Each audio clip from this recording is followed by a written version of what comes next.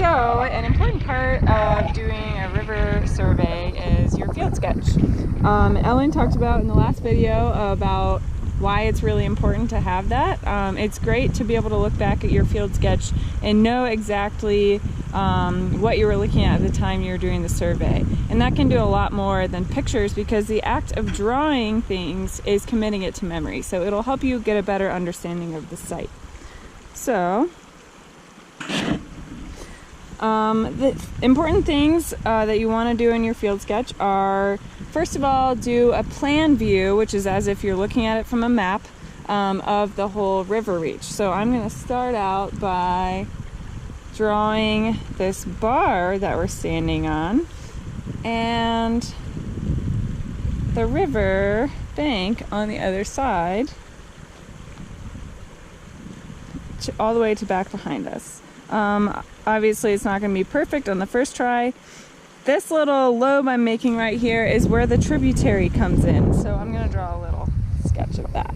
So these are the valley walls of the tributary coming in. And so this over here on the side bank, as we saw before, very angular boulders from debris flow deposits. So I'm making large boulders. If I want to, I can write a note. Those are boulders.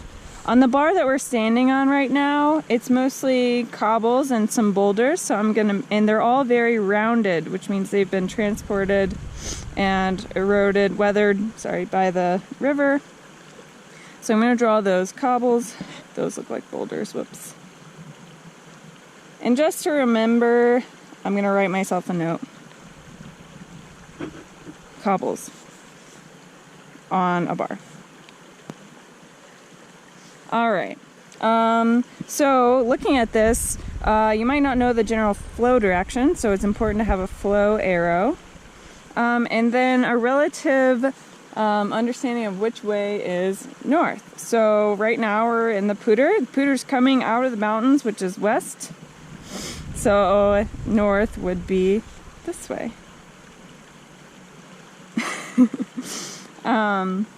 And then a general scale. Sometimes you want to write dimensions of the river. So I'm just going to draw a little line here, make a note to myself how wide the river is. It was about, 20 meters wide? So what we see right in front of us here is what's called a riffle. And so the flow is taking a more turbulent path through the riffle than through the pool where we surveyed the cross section. We want to note these bed forms. They're bed forms. We want to note these bed forms on our map. So I'm going to draw little squiggly lines. The riffle starts pretty much at the end of the bar. That's what I'm calling a riffle.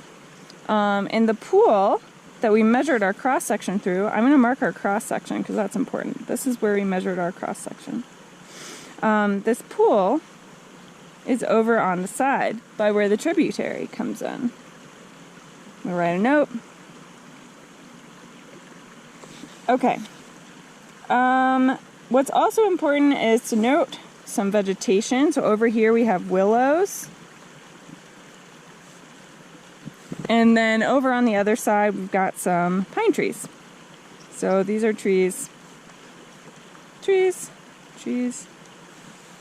And then, last but not least, I'm going to draw a cross-sectional view down at the bottom of our cross-section. We'll call this A to A prime on the map. See how it's pretty messy, but it doesn't matter because by drawing this, I'm remembering what I did, what the place looked like. Okay, so our cross-section that we measured had a little bar in the middle and then got deep on the pool on the other side towards those angular boulders, which I'll draw again.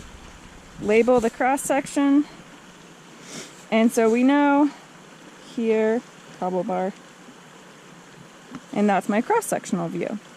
The maximum depth here, I think, was about 1 meter. So I'll draw that.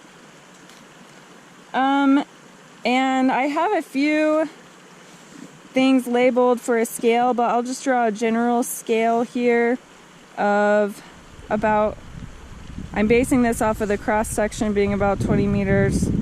So I'm going to say 1 square is about 5 meters. So important things for maps: scale bar, which way is north, grain size, flow direction, bed forms. There's actually a riffle back here too. So riffle, pool, riffle, bar, tributary coming in. So that's my field sketch. Maybe only I can understand it, but it'll definitely help me later on.